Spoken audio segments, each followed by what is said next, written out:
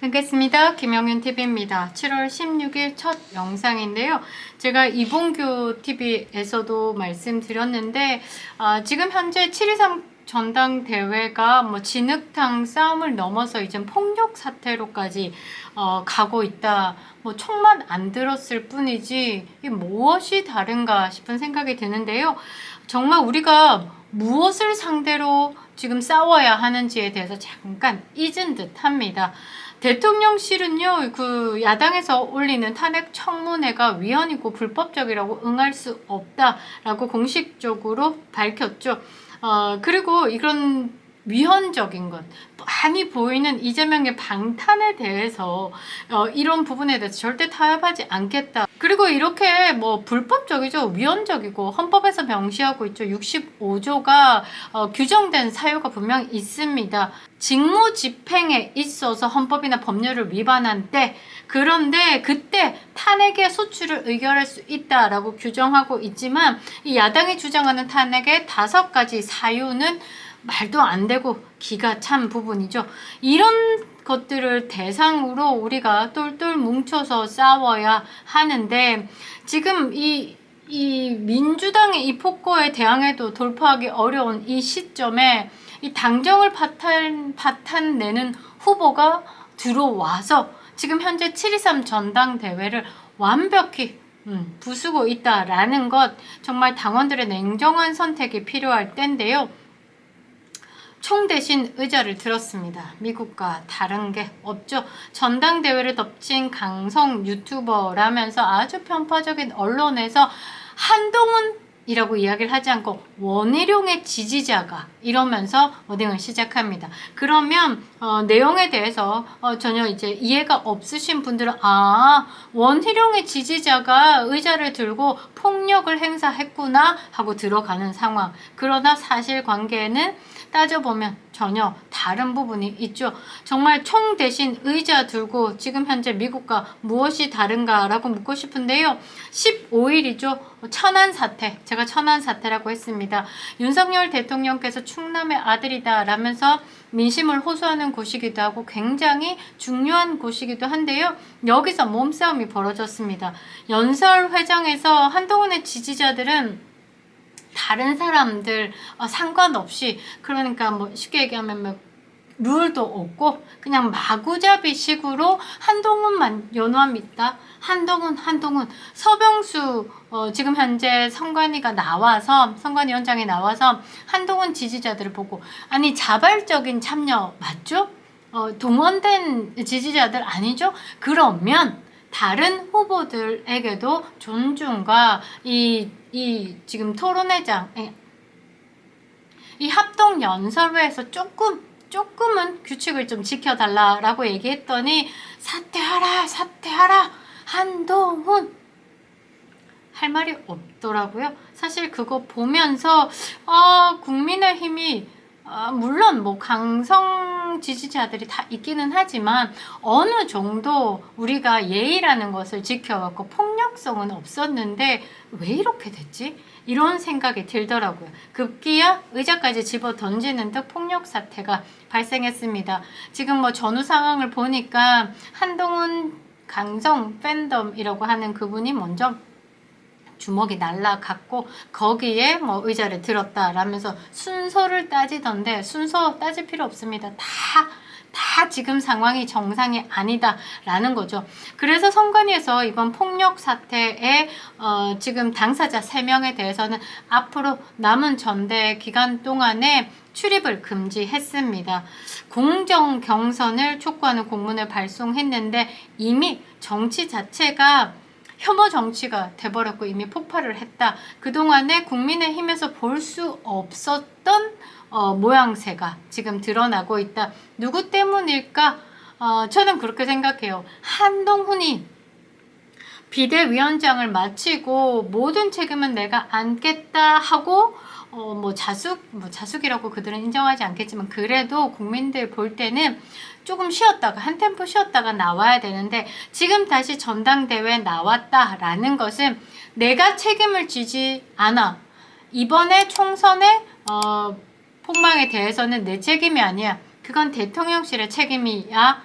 하고 나오는 거기 때문에 이렇게 나뉠 수밖에 없고, 이제 이 정당을 지지한다 또는 윤석열의 성공한 정부를 지지한다, 다음 정권의 재창출을 기대하고 있는 국민들 입장에서는 지금 한동훈의 등장 자체가 인화성이죠. 인화성을 가지고 있을 수밖에 없습니다.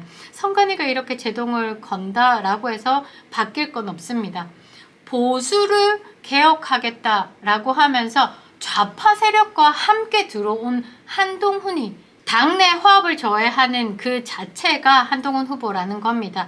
안 될 일이 발생하고 있는 이 부분, 승부의 장이 되어야 할 이 전당대회가 그냥 뭐라고 해야 되나?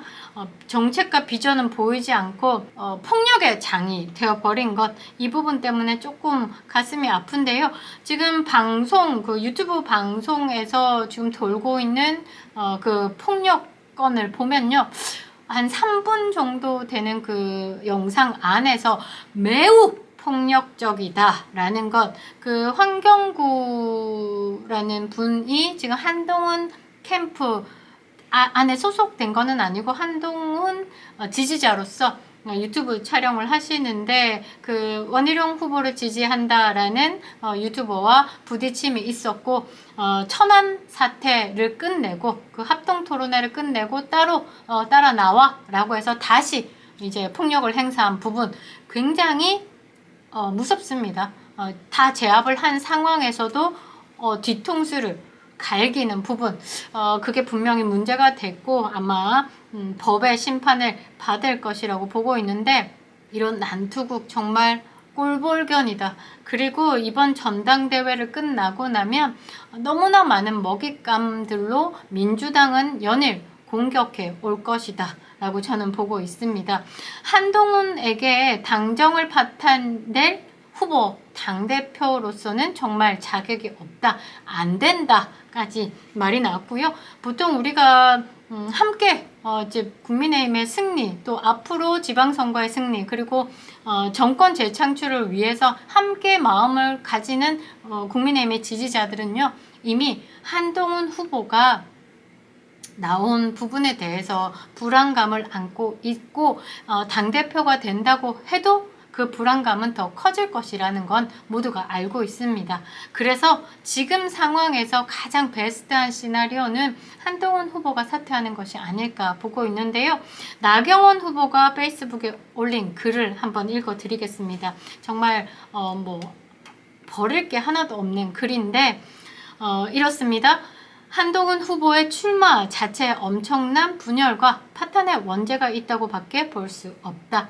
나오지 말았어야 할 후보, 한 번은 참았어야 할 후보가 너무 큰 혼란을 몰고 왔다.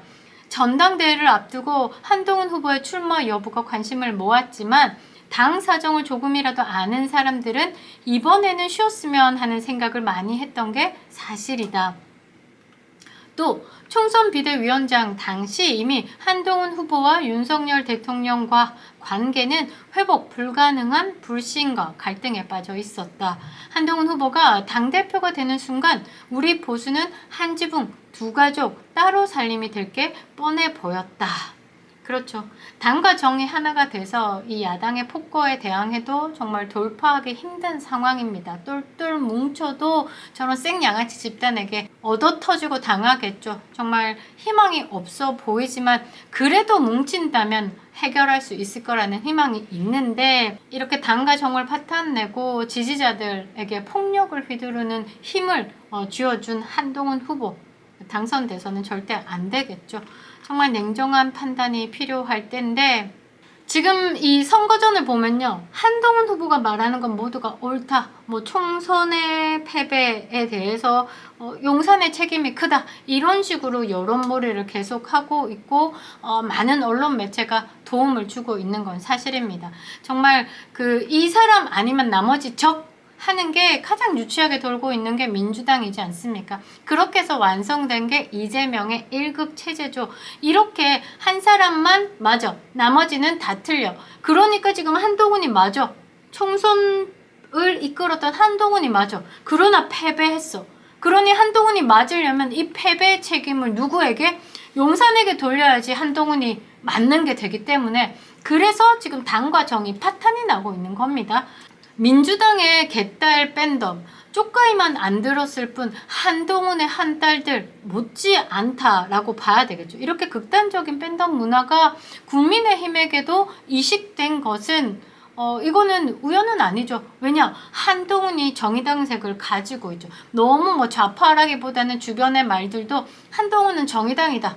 그러니까 정의당 진중권과도 토론을 하고 뭐 대화가 되고 한동훈에게 자문을 하고 한동훈과 한 몸이 되어서 지금 전당대회 한동훈이 맞고 나머지는 다 틀려, 이런 식으로 여론몰이를 하고 있는 것이 아닐까 보는데요. 이거는 매우 잘못된 행태죠.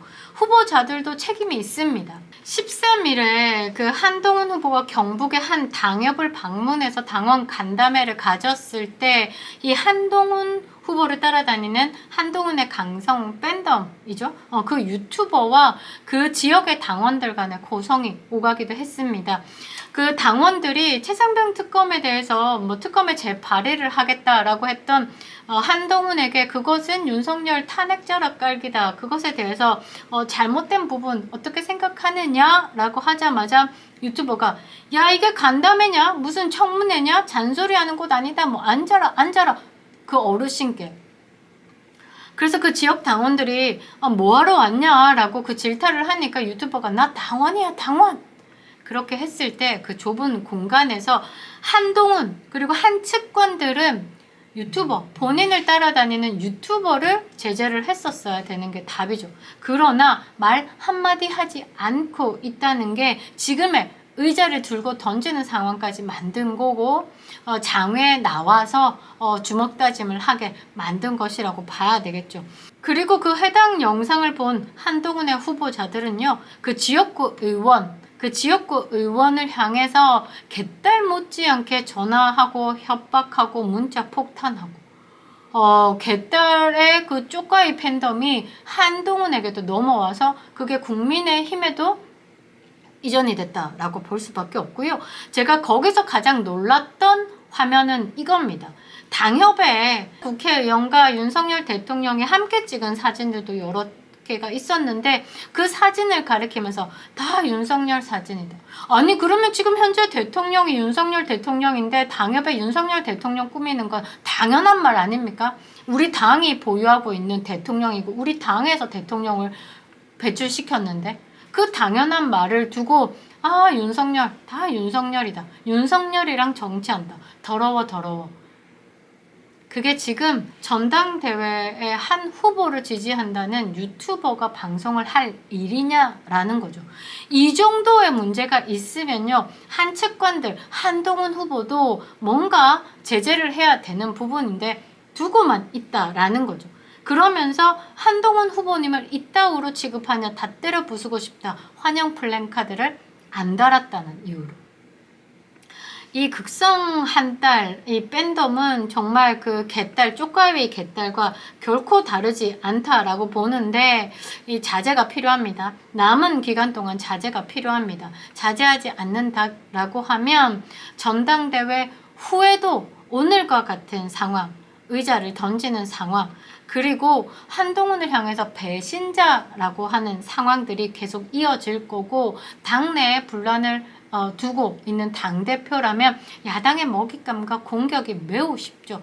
우리는 당이 똘똘 뭉쳐서 용산과 함께 가야 되는 겁니다. 그래야만 정권 재창출을 할 수 있는 거죠.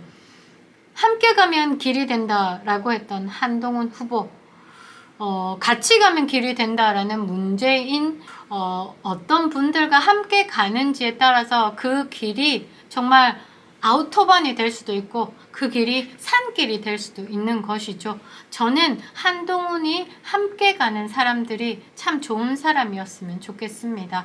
김영렬 TV였습니다.